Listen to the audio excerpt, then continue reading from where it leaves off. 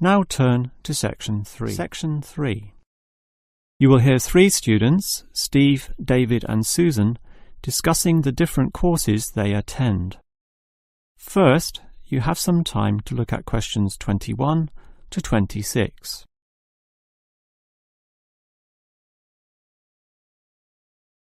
Now listen carefully and answer questions 21 to 26.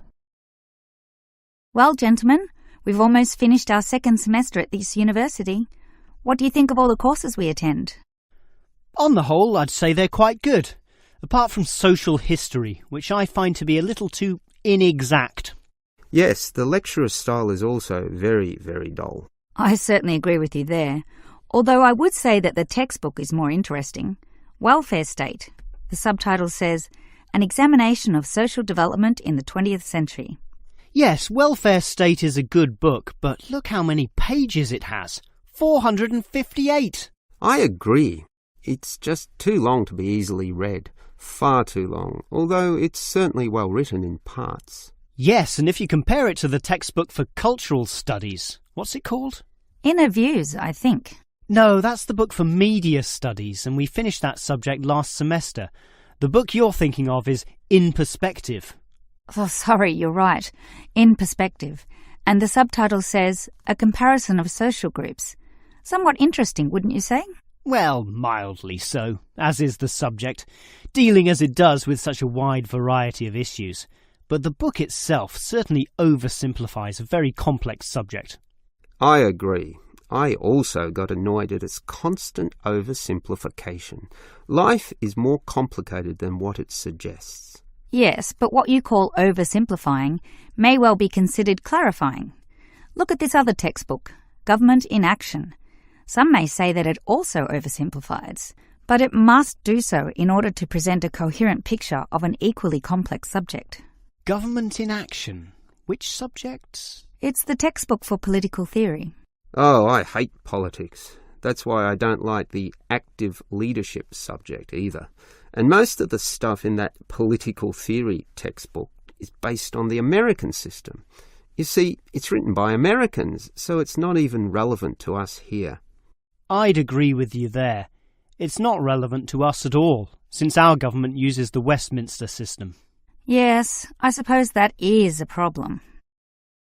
Before you hear the rest of the conversation, you have some time to look at questions 27 to 30.